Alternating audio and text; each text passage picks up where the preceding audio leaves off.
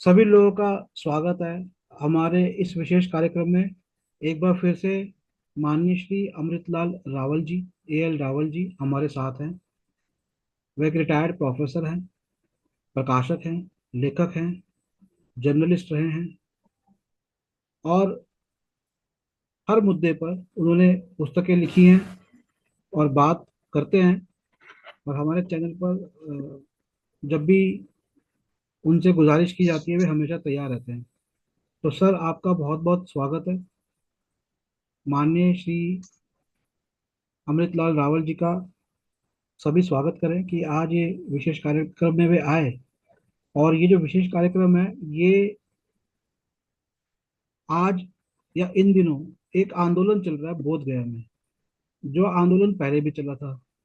और वह आंदोलन था कि जो बोध गया का जो मंदिर है, बौद्ध मंदिर है, उसका जो नियंत्रण है वो बौद्धों के हाथ में नहीं है।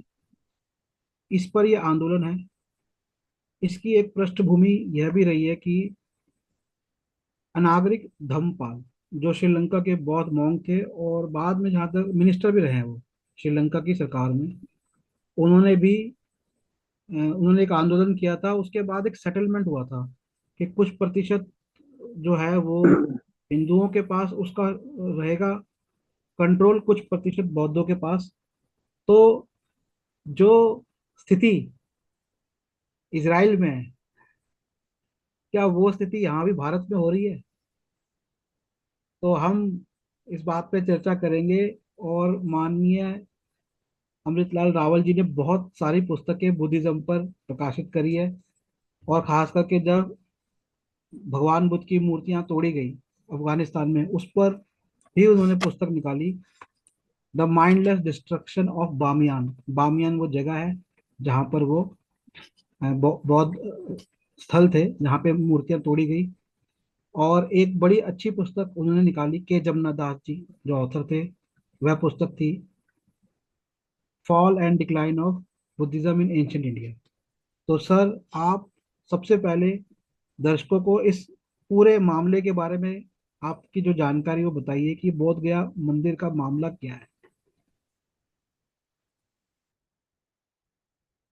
धन्यवाद निखिल जी, अपने चैनल पर मुझे मौका देने के लिए। आपका चैनल बहुत ही एक पॉपुलर चैनल है दलित और बुद्धिस्ट के बीच में, तो इसलिए ये बहुत ही अच्छी बात है कि आपने बोध गया का मामला उठाया।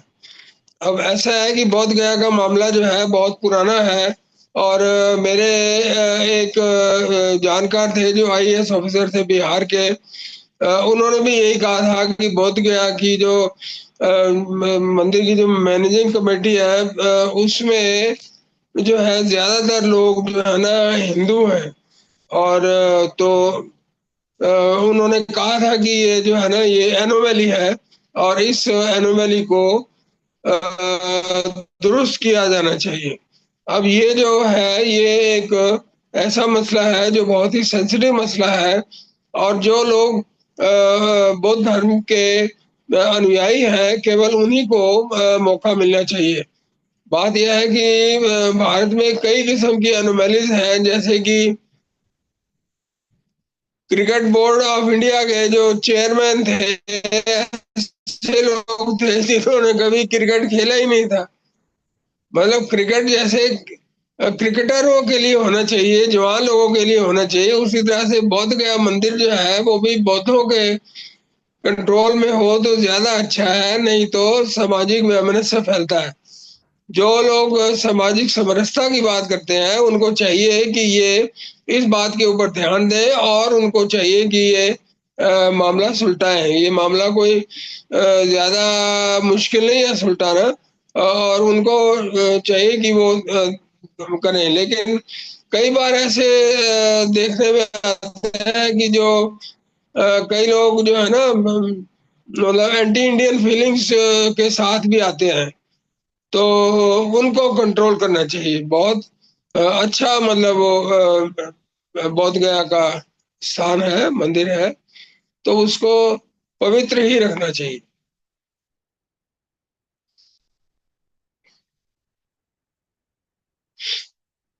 तो बौद्ध गया का जो मंदिर है, ये सर किसने बनवाया था, कुछ पता है आपको कुछ? नहीं, इसके बारे में मुझे इतना ये राजा, ज्ञान नहीं है। अंतिम राजा अशोक का बनवाया लेकिन हुआ है। अशोक का बनवाया हुआ है। अच्छा, अशोक का बनवाया हुआ है ये। और ठीक ये, है। अब इसमें बहुत सारे लोग ये प्रश्न करेंगे कि भाई यहाँ पर जो पहले से जो ब्राह्मण क्या पूजा पाठ करते आए हैं, तो इसका उत्तर है नहीं। क्योंकि ये बिल्कुल जर्जर हालत में था। तो जब श्रीलंका के राजा भारत में आए, तो उन्होंने जब इसकी जर्जर स्थिति देखी, क्योंकि श्रीलंका में तो बौद्ध धर्म है, जो हमारे पुराने क्रॉनिकल्स हैं, जितने भी बौद्ध ग्रंथ हैं, वो सब श्रीलंका के अंदर है। इतिहास सारा उनको उनको तो पता है इतिहास। तो उन्होंने जब इसकी जर्जर स्थिति देखी, तो उनको दुख हुआ, और जो श्रीलंका के राजा थे उन्होंने इसको फिर इसका रेनोवेट किया, और जो ब्रिटिश लोग थे उन्होंने भी इसको रेनोवेट किया। अब बड़ी मजेदार बात यह है सर कि खाली यही बौद्ध साइट्स नहीं है, और भी कई बौद्ध साइट्स है, जैसे एलोरा अजंता की गुफाएं रही, वहां पे भी बौद्ध साइट्स रही, बहुत सारे साइट्स थी। अगर बौद्ध धर्म पे पूजा पाठ होती थी, तो उन साइट्स पे भी होनी चाहिए थी, उन पे तो कोई होती नहीं थी। तो यहीं पर जो पूजा पाठ शुरू हुई है असल में, वो जब रेनोवेशन शुरू हुआ तो उसके बाद ही फिर बाकी लोग आने शुरू हुए दुनिया भर के। लेकिन ऐसा नहीं है, उस जर्जर हालत में भी तिब्बत से जो यात्री होते हैं, वो पैदल चल चल के कई कई महीनों की यात्रा करके बोध गया आया करते थे। तिब्बत से, भूटान से, कई जगहों से लोग आया करते थे। तो डॉक्टर अम्बेडकर जी का भी कुछ इसके बारे में कहना था, कुछ इस बारे में जानकारी है आपको? नहीं, डॉक्टर अम्बेडकर ने क्या कहा मुझे इस समय ध्यान में नहीं है, क्योंकि वो जो डॉक्टर मिस्टर डीसी हीर थे, उन्होंने एक किताब लिखी थी कि Buddhism in India after doctor Ambedkar. वो हम ही ने छापी थी। तो उसमें उन्होंने काफी फोटो दी थी, किताबों में बहुत रेफरेंस भी दिए थे कि बुद्धिज्म की इस समय क्या हालत है, क्या दशा है। तो उन्होंने फोटोएं जो दी थी वो काफी अच्छी फोटोएं थी, और इन लोगों ने, मतलब जो नॉन बुद्धिस्ट हैं, उनको खुद ही उसमें नहीं शामिल होना चाहिए, क्योंकि जो बुद्धिस्ट स्थल है वो बुद्धिस्ट लोगों के लिए ही छोड़ देने चाहिए, उन्हीं को मैनेज करना चाहिए।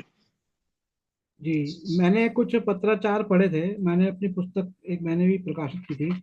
तो बेसिकली कुछ मेरे को ऐसा रेफरेंस मिला था कि जो एक बनते थे, वो बाबा साहेब जी के जो संपर्क में थे, तो वो ये बाबा साहेब जी से लिखते थे कि आप ये देखिए कि, हालांकि तब तक बाबा साहेब, ये बहुत पुराने पत्र थे, तब तक बाबा साहेब जी बुद्धिज्म में नहीं गए थे।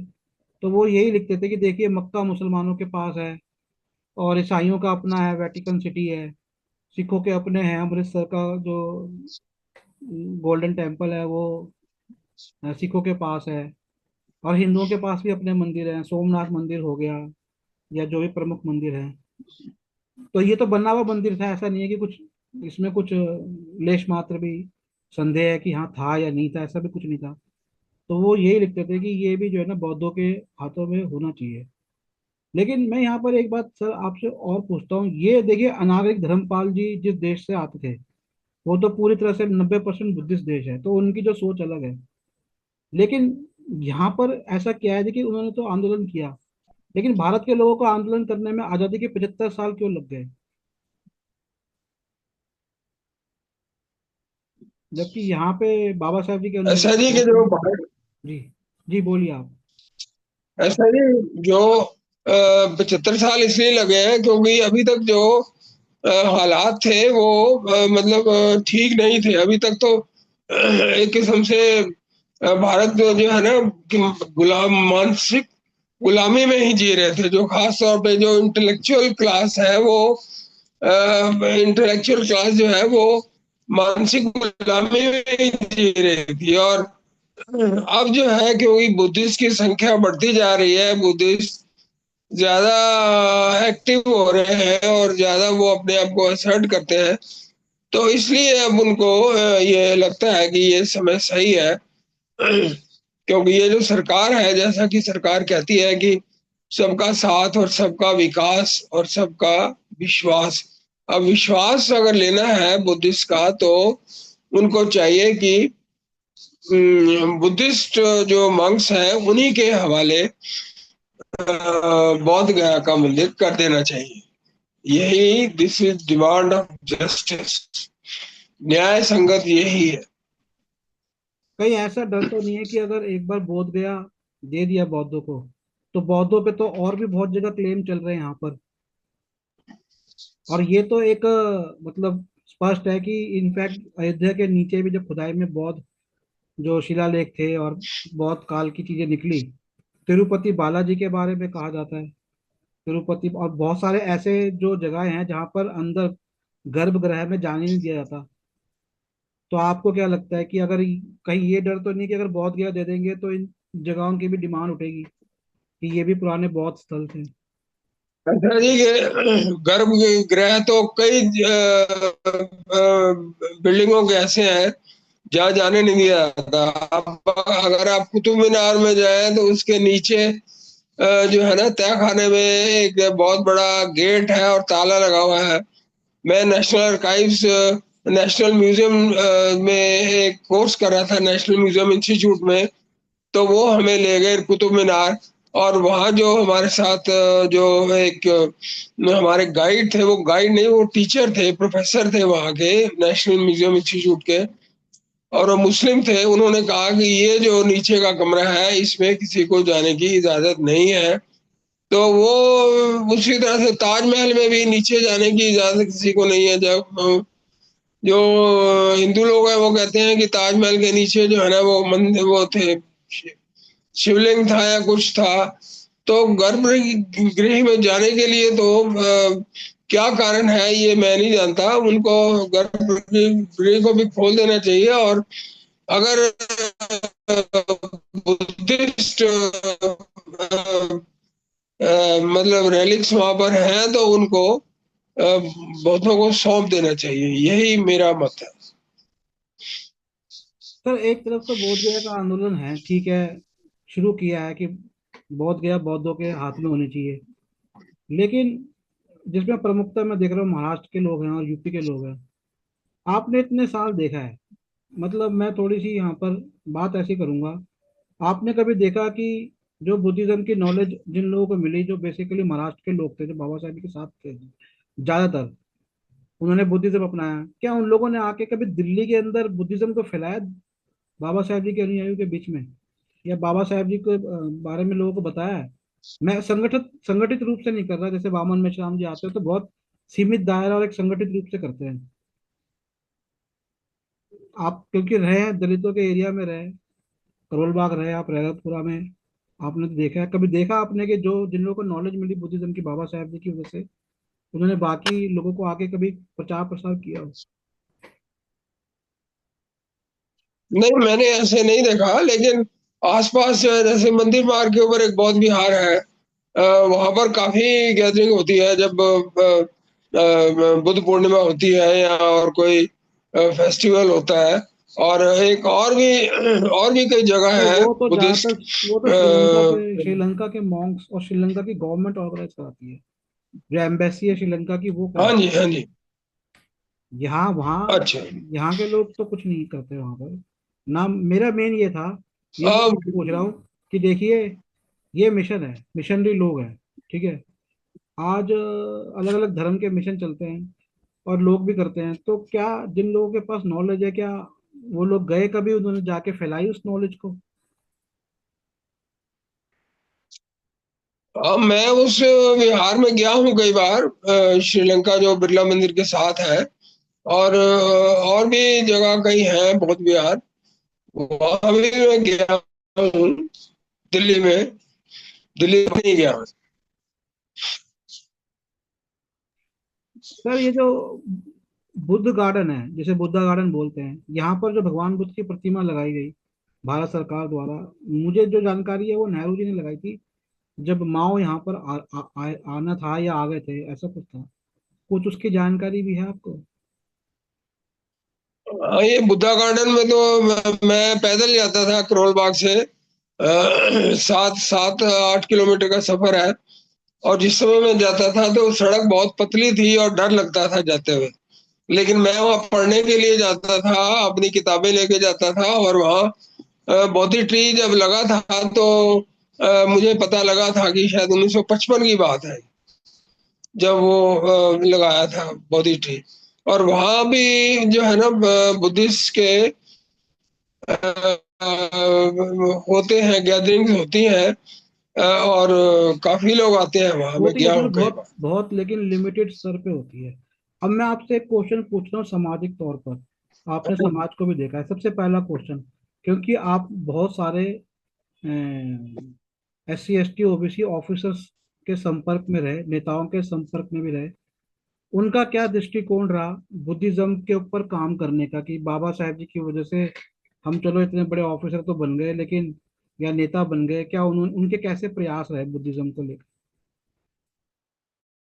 मुझे जो गवर्नमेंट ऑफिसर से, जो IAS ऑफिसर से जिनके कांटेक्ट में मैं था, उन्होंने तो बुद्धिज्म के बारे में कभी बात नहीं की, लेकिन इतना जरूर कहा था उन्होंने कि बौद्ध गया का मंदिर जो है वो उसमें बौद्ध नहीं है, उसके ट्रस्ट में, या कम है। और उसके अलावा दूसरे मंदिरों की भी बात की थी, लेकिन जो उनका पर्सनल क्या था, धर्म, मतलब किस धर्म की वो बात करते थे या किस धर्म को मानते थे, ये मैंने कभी भी जानने की कोशिश नहीं की, क्योंकि इससे दूसरा आदमी जो है वो मतलब चिढ़ जाता है, उसको बुरा लगता है कि क्यों मुझे कुरेद रहा है।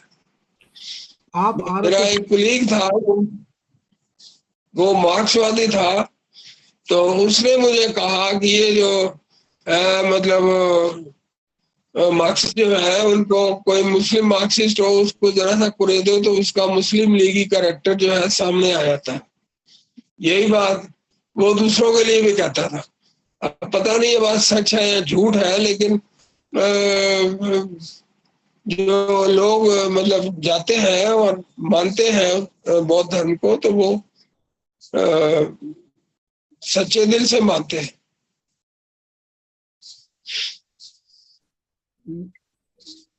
मैं आपसे ये पूछना चाह रहा था कि आप RSS के संपर्क में भी रहे, RSS का कुछ दृष्टिकोण इस बारे में क्या रहा है, या आपको नहीं लगता कि उनको भी आगे आना चाहिए इस मामले में? उनको क्या करना चाहिए? ठीक है, मैं संपर्क में हूँ, लेकिन उनको करना क्या चाहिए? वो अगर जाएंगे तो यही जो अपोजिशन वाले लोग हैं वो कहेंगे कि RSS जो है ना कंट्रोल कर रहा है बुद्धिज्म को या इसको। अब जैसे एक अभी पिछले महीने की बात है, जो डॉक्टर अंबेडकर की जो मूर्ति है उसके ऊपर भगवे कपड़े पहना दिए थे तमिलनाडु में किसी ने। तो यही हमला हो गया था कि भगवाकरण कर दिया है डॉक्टर अंबेडकर का। तो अगर उसी तरह से अगर RSS के लोग जाएंगे तो उसका रिएक्शन बहुत ज्यादा होगा, इसलिए अगर RSS के लोग नहीं जाते उसमें तो अच्छा ही है। नहीं मतलब वो गवर्नमेंट से कह के सुलह तो करवा ही सकते हैं ना, उनकी सरकार चल ही रही है, बिहार में भी है, कोalition है, सेंटर में तो है ही। नहीं, ये सुलह की तो एक्चुअली सुलह मतलब जो ये राइट तो, दिलवाने के हैं वो दिलवा सकते हैं वो। हाँ उनको मतलब ये कहना चाहिए कि जो क्योंकि वो उनका मंदिर है, बहुत बड़ा स्थल है, तो उस तीर्थ स्थल के जो मैनेजिंग कमेटी के लोग हैं वो बुद्धिस्ट ही हों, ये उनको कहना चाहिए। आप कभी गए सर बोध गया, सारनाथ, लुम्बिनी? नहीं मैं नहीं, अच्छा नहीं मैं नहीं गया, अच्छा अच्छा। मैं गया क्योंकि मेरा मैं इसी में बहुत बिजी रहता था सर, आपकी आवाज़ थोड़ी सी ना क्रैश हो रही है थोड़ा मैं सा। इधर गया ही नहीं। मैं नेटवर्क। इधर नहीं गया, अच्छा। मैं इधर गया नहीं कभी। जी जी जी।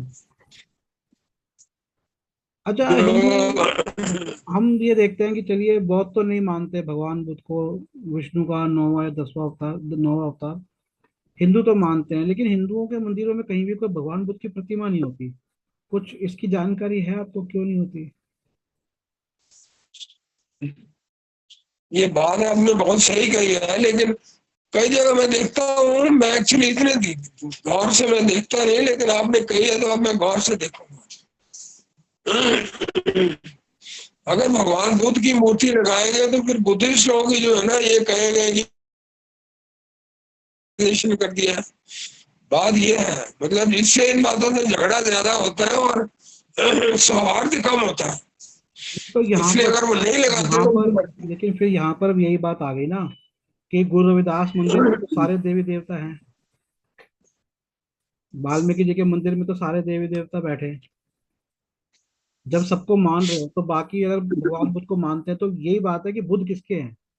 ये भी एक भारत के अंदर युद्ध चल रहा है कि बुद्ध नहीं, किसके बुद्ध तो हैं। सबके है, वो भगवान बुद्ध तो सबके है, मतलब वो उसका किसी के ऊपर कॉपीराइट नहीं है, उनके ऊपर सभी के हैं। कम से कम मैं तो, मेरे तो ऑफिस में भी एक प्रतिमा है भगवान बुद्ध की और घर में भी है।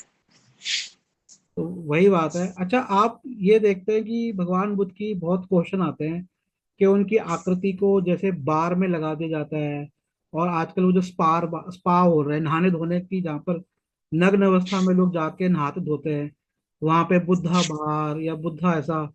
अच्छा, कई जगहों पर तो वो जो हुक्का होता है, हुक्का पीते हैं, वहां पे भगवान बुद्ध का लगा। तो क्या लगता है आपको, ये सही है या चलने देना नहीं, चाहिए, ये तो छोड़ देना? गलत है, गलत है। वो इसलिए लगाते होंगे क्योंकि जो शांति भगवान बुद्ध के की फोटो को देख के या उनकी आकृति को देख के मिलती है, वही शांति हो सकता है कि वो हुक्का वालों को मिलती हो। यही हो सकता है, और तो कोई कारण नहीं। भगवान बुद्ध को की प्रतिमा को देख के ही आदमी जो है ना शांत हो जाता है। हालांकि उनकी मूर्ति को तोड़ने वाले भी हैं इस दुनिया में। समस्या ये है। सर, मूर्तियों को तोड़ने की आपने बात करी तो कुछ चीनी यात्री थे जिनके ये विवरण थे कि मंदिर कुछ ऐसे उनको मिले जब वो यहाँ पर आए तक्षशिला के आसपास पंजाब पाकिस्तान के क्षेत्र में, कि जो मंदिर मिले वो मंदिरों में जो सीढ़ी की जगह पे पुराने जो बौद्ध स्तूप रहे उनको डाला गया था। तो मतलब पुराने बौद्ध स्तूप तोड़े गए, मंदिर नए मंदिरों का निर्माण किया गया। तो इस बारे में कुछ पुराने जो ये यात्रियों के जो विवरण है उसके बारे में कुछ जानकारी है तो आप बताएंगे दर्शकों को? मुझे इसकी जानकारी नहीं है, लेकिन आपने बताया तो मैं कोशिश करूंगा जानकारी इकट्ठी करने की। जी। के जमुना दास जी ने जो किताब लिखी, तो उनसे कैसे संपर्क में आए आप? उनका ऐसा है कि यहाँ एक मिस्टर मंगेश दही वाले थे जो दिल्ली में नौकरी करते थे कृषि भवन में। और वो मुझे मिले, पता नहीं कहाँ मिले थे, तो वो मेरे ऑफिस में भी आए तो उन्होंने कहा कि वो के जमुना दास जी हैं, क्या आप उनकी किताब छापेंगे? मैंने कहा छाप लेंगे। तो उन्होंने फिर बाय पोस्ट भेजी अपनी किताब, और मैंने भी बाय पोस्ट उनको प्रूफ भेज दिए। फिर उनको 80 कॉपी मैंने भेज दी एज रॉयल्टी, क्योंकि वो कह रहे थे कि मुझे 80 कॉपी भेज दो। मैंने कहा ठीक है, भेज देते हैं। अच्छा, जो लोगों को फायदा मिला है आरक्षण का, और बहुत बड़ा फायदा, छोटा मोटा नहीं है, वो लोग बिल्कुल भी बुद्धिज्म की तरफ नहीं जाते। मतलब आप इतने साल से क्योंकि जुड़े रहे हैं समाज से, एक दृष्टिकोण है आपका देखने का। आपको कैसा फील हुआ, मतलब कभी आपने इस बारे में चर्चा करी कि यार ये लोग तो इतने सारे, बाबा साहेब जी ने इनको मतलब प्रेसिडेंट भी बन गए, कुछ ही बन गए, और आपने इतनी किताबें भी छापी बुद्धिज्म पे, तो कैसा रहा आपके मन में? कुछ फीलिंग आई कभी ऐसी इस बारे में कि यार ये क्या चक्कर क्या है, ये मतलब बुद्धिज्म की तरफ क्यों नहीं जाते ये? जो लोग मतलब सरकारी नौकरी में गए हैं रिजर्वेशन का फायदा उठा के, तो ये उनका अपना मत है, अपनी मर्जी है। वो भगवान बुद्ध को तो मानते ही हैं हमेशा ही। मैं कईयों के घरों में भी गया हूँ, यहाँ करोल बाग में और इधर उधर। तो भगवान बुद्ध की का कैलेंडर या उनकी मूर्ति तो उनके यहाँ होती है। तो ये बापू भवन में भी थी भगवान बुद्ध की एक इमेज थी। तो मानते तो हैं।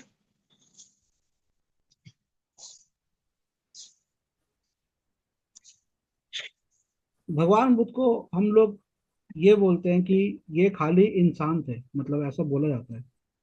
लेकिन बौद्ध परंपरा में एक बौद्ध एक अपने आप में एक अलग ही तरह से, आप इंसान से बौद्ध बनते हैं तो आपको काफी सारी शक्तियां मिलती है। तो मैं उस हिस्से पे आ रहा हूँ कि क्या आपकी जानकारी, मेरी तो जानकारी है लेकिन मैं आपकी भी जानकारी दर्शकों तक लेने जा रहा हूँ कि बौद्ध धर्म में शक्तियाँ, बौद्ध धर्म में चमत्कार, इनके ऊपर कुछ आपको है जानकारी? हालांकि मैं दर्शकों को फिर बताऊंगा कि भगवान बुद्ध ने चमत्कार बताने के लिए मना किया हुआ है, लेकिन इस जो पैरा साइकोलॉजिकल वर्ल्ड है उसका कुछ रिलेशनशिप बुद्धिज्म में है उसके बारे में? नहीं, वैसे लोग कहते हैं कि तंत्र मंत्र करते हैं, लेकिन मैंने इसके ऊपर कोई किताब ना पढ़ी है ना मैंने छापी। मैं बताता हूँ, शादी के जो मंत्र होते हैं, शायद लोगों को पता नहीं, उसके अंदर भगवान बुद्ध के मंत्र भी होते हैं, उनको मतलब समर्पित। जब यज्ञ करते हैं सतपड़ी जो होती है, उसमें हाँ भगवान जी। बुद्ध के मंत्र भी, उनको भी ऐसे देवता माना जाता है। भगवान बुद्ध के जो जितने भी वार्तालाप है वो पर मतलब ह्यूमन बींग्स के साथ में, सेलेस्टियल बींग्स, मतलब एक तरह से अलौकिक बींग्स जो होते हैं, अलौकिक जीव जो होते हैं, जैसे यक्ष हो गए और देवता हो गए, उनके साथ हैं। और जब भगवान बुद्ध को ज्ञान प्राप्त हुआ तो एक ब्रह्मा थे, तो ब्रह्मा, एक्चुअली सर आपको नहीं लगता कि ये जो नॉलेज है, मतलब हमारी जो धर्म की नॉलेज है, मैं एक बड़ा फिलोसफिकल क्वेश्चन रख रहा हूँ आपके आगे, कि जब हमारे देश में बाहर से जो लोग आए, तो जो हमारा तहस नहस हुआ तो हमारी सारी धार्मिक नॉलेज नष्ट हो गई। उसमें हमें ना बुद्धिज्म की नॉलेज है, ना हिंदू धर्म की नॉलेज है। मतलब मेरा ये मानना है कि जो हमारी एक नॉलेज थी, वो नॉलेज जो तबाह हो गई, फिर हमने दोबारा से रीबिल्ड किया है हिंदू धर्म को भी, और अब हम बुद्धिज्म को भी रीबिल्ड कर रहे हैं। हाँ जी। मतलब 800 900 1000 साल की जो गुलामी थी उसकी वजह से सब कुछ तबाह हो गया। हाँ जी, मेरा मतलब सब उस कुछ समय तबाह तबाह। हुआ था, और अब हमें कुछ पता तो है ही नहीं पुराना। जो बौद्ध ग्रंथ है ना, ये भी पता ब्रिटिश। तो काफी कुछ में निकाल रहे हैं लोग, रिसर्च कर रहे हैं। काफी किताबें लिखी हुई है, नेशनल म्यूजियम लाइब्रेरी में बहुत किताबें पढ़ी हैं जो बताती हैं कि क्या थे और क्या हो गए। कई कई किताबें हैं, मैंने पढ़ी हैं वो। और बुद्धिस्ट भी अब काफी अपने आप को असर्ट कर रहे हैं, तो अच्छा है। एक लामा नारायण सिंह जी हैं जो मुंगेर में है, और वो भी काफी एक्टिव है इस मामले में। आपने इतनी सारी सरकारें देखी सर, तो भारत में केंद्र में इतनी सारी सरकारें आई, तो आपने क्या देखा, कौन सी सरकार ने बुद्धिज्म के ऊपर वर्क किया है, कोशिश करी कि भाई हम, या कौन से प्रधानमंत्री रहे ऐसे देश में? अभी तक तो मुझे कोई प्रधानमंत्री नजर नहीं आया कोई जो जिन्होंने कुछ किया हो। बाकी अ, अभी तक तो मुझे कोई नजर नहीं आया। बाकी हिंदुइज्म को बढ़ा रहे हैं। वैसे आपने एक बात जो करी है यहाँ पर, जो अभी हमने चर्चा करी कि आरएसएस क्यों नहीं आता, तो यहाँ पर मैं आपको भी बताना चाहता हूँ, दर्शकों को भी एक जानकारी मतलब देना चाहता हूँ कि जो भी बोध गया महाबोधि मंदिर का जो भी फंक्शन होते हैं, जो दिल्ली में है बिरला मंदिर के बाजू में, वो हर फंक्शन में आरएसएस से कोई ना कोई चीफ गेस्ट वहां पर आता है। और वे आरएसएस वाले भी वहाँ के जो भी मॉन्क होते हैं उनको बुलाते हैं, हमेशा इनवाइट करते हैं। ऐसा नहीं है कि आपस में कोई वार्तालाप नहीं है, ये वार्तालाप है। और मैं आपको बताता हूँ एक बात, मेरी भी वहाँ के मॉन्क से बात होती है। तो जब मोदी सरकार आई, तो वहाँ के जो बुद्धिस्ट मॉन्क है ना, उनको मोदी सरकार से बहुत ज्यादा अपेक्षा रही। उनको लगा एक हिंदू सरकार आई है, तो उनका ये परसेप्शन है कि देखिए कितना परसेप्शन है, बौद्धों का परसेप्शन में कितना फर्क है। कि जो यहाँ का बौद्ध है, वो कहता है ये मोदी सरकार आई है, हिंदू सरकार आई है, ये तो हम बौद्धों को कुछ करेंगे नहीं। श्रीलंका के जो बौद्ध है, वो कहता है कि जो मोदी सरकार आई है, तो उनका परसेप्शन ये है कि ये कुछ हमारे लिए करेंगे, बौद्धों के लिए। और उनकी बहुत बड़ी जो उम्मीद थी, वो ये थी कि बोध गया जो है ना वो हमारे पास आए। तो श्रीलंका के जो मॉन्क है ना, वो तो ऐसे हैं कि बचपन में 10 साल की उम्र से कोई मॉन्क बन गया हो। तो और जैसे केसरी धम्मानंद थे, वो 10 या 7 साल की उम्र से मॉन्क बन गए, 80 साल की उम्र तक मॉन्क रहे। तो ये जो परसेप्शन है सर, ये परसेप्शन भारत के लोगों का, या तो उनकी तरफ से कि वो बीजेपी से नहीं नेगोशिएट कर पा रहे, या बीजेपी सही से उन तक अपनी बात नहीं रख पा रही? ये गैप क्यों आ रहा है? गैप इसीलिए आ रहा है क्योंकि लॉस ऑफ कांटेक्ट होगा, लॉस ऑफ कम्युनिकेशन होगा, नहीं तो इसी वजह से हुआ है। इस कम्युनिकेशन को डेवलप करने की जिम्मेदारी किसकी? अब जिम्मेदारी तो ये जो मंक हैं इसके मठ के, उनको चाहिए कांटेक्ट करें, या जो इधर रिलीजियस लीडर्स हैं बीजेपी के या आरएसएस के, या उनको कांटेक्ट करना चाहिए।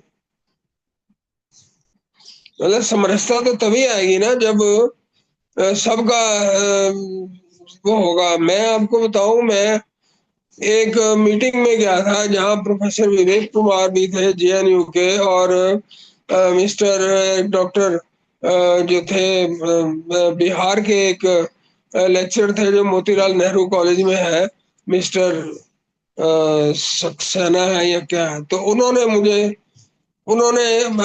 कहा कि मतलब ये मीटिंग समरसता के ऊपर थी। तो उन्होंने एक किताब लिखी थी, is Hinduism a dying race, वो जो डॉक्टर है मोतीलाल नेहरू कॉलेज की, तो वो मैंने पढ़ी थी। तो इसमें जो है ना, जब मैंने कहा कि जी मैं तो जो समरसता की आप बात कर रहे हैं, मैं तो समरसता काफी साल से कर रहा हूँ।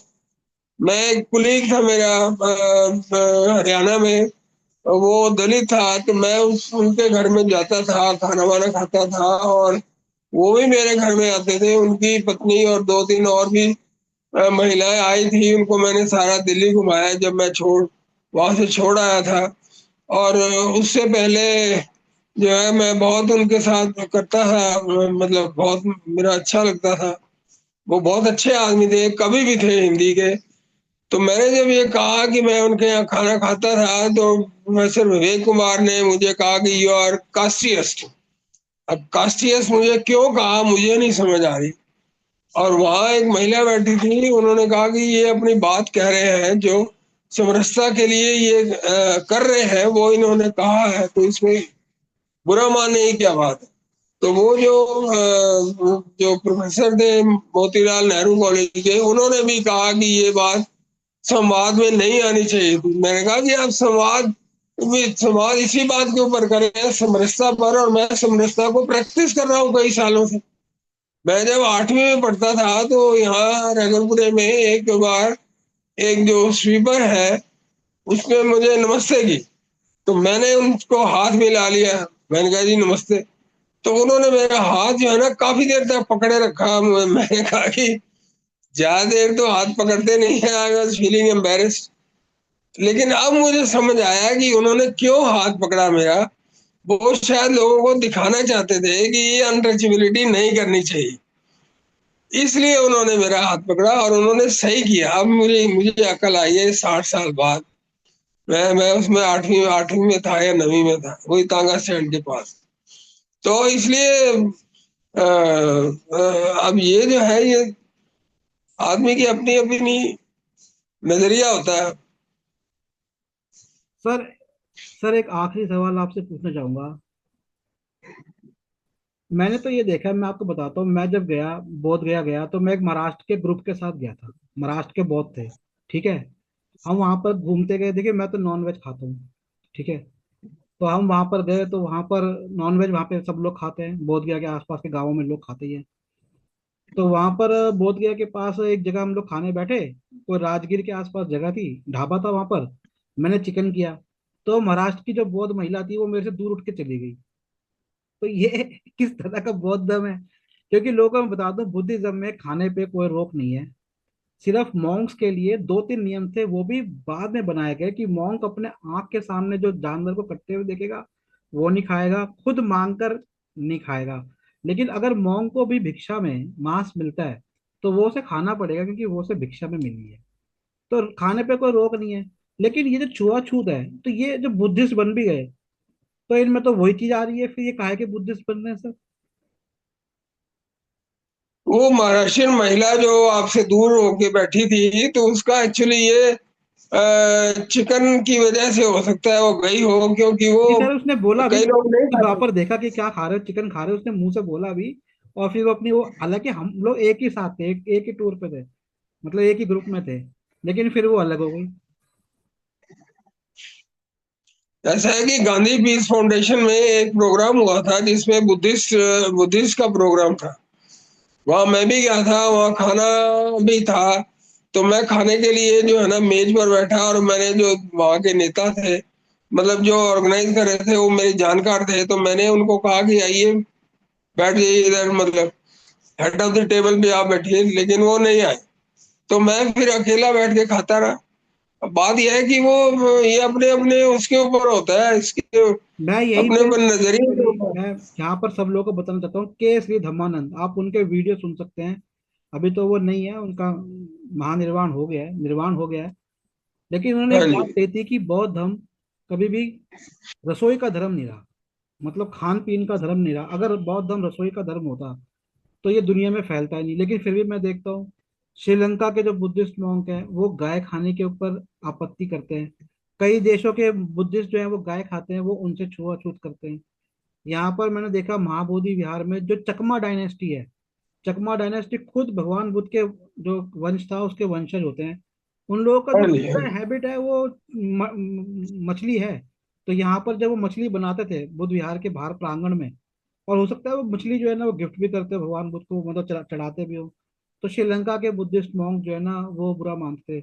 तो अभी तो समस्या तो ये है कि जैसे अभी, जैसे हिंदुइज्म और बुद्धिज्म, मैं तो कहूँगा दोनों में समस्या ये है कि जैसे एक ईसाई धर्म का एक चर्च है रोम में, ऐसे इनका एक कोई सिस्टम ही नहीं है किसी का, कोई कुछ भी मान लेता है, कोई कुछ भी।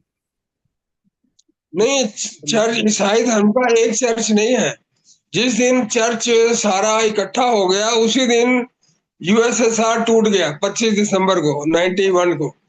ये जो है ना अलग अलग है उनको, एक ऑर्थोडॉक्स है, एक रोमन कैथोलिक है, एक प्रोटेस्टेंट है, एक एंग्लिकन है, और कई कई अलग वो है, एक सीरियन चर्च है। तो वो अलग अलग है, लेकिन मतलब हर सर, जगह। वेटिकन सिटी तो लेकिन कंट्रोल करते हैं ना, पोप तो कंट्रोल करते हैं ना फिर भी। और पोप जो है वो एक्चुअली वो कह सकते हैं और कहते भी हैं, लेकिन उनको जो है वो कोई लीगल अथॉरिटी वगैरह शायद नहीं है। नहीं, लीगल अथॉरिटी तो, रिलीजियस अथॉरिटी। लीगल तो रही नहीं उनका, लेकिन वो मतलब एक है हाँ, वो अथॉरिटी। मतलब धार्मिक अथॉरिटी है उनके पास। खैर कोई धार्मिक बात अथॉरिटी है। नहीं। जी सर। तो मैं कार्यक्रम यही सर हमारा, मैं सोचा था आप एक दर्शन तो नहीं हो सकते अभी किताबों के, आपके पास जो किताबें हैं वहां पर हाँ, किताबों में, हाँ, कौन सी? कुछ किताबें हैं आसपास जो दर्शन हो जाए, आप अपने हाँ ऑफिस में। हाँ, सब है। अच्छा अच्छा अच्छा। हाँ, सब है। कौन सी चलिए, दिखाऊं? कोई बात नहीं, टाइम कम है। खैर, लोग अगर पुस्तकें आप पढ़ना चाहते हैं सर द्वारा प्रकाशित, और भी बाबा साहेब जी पे, बुद्धिज्म पे, तो हमारी वेबसाइट पे जा सकते हैं, NSPMART.com। सर का पब्लिकेशन है ब्लू मून पब्लिकेशंस।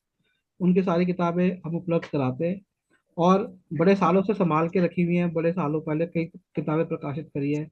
आप मोबाइल नंबर भी नोट कर लीजिए, 8527533051। एक और नंबर है 8851188170। तो सर आपका बहुत बहुत धन्यवाद अ, आने के लिए, और उम्मीद है कि बोध गया का मामला जल्दी हल होगा। धन्यवाद। जी।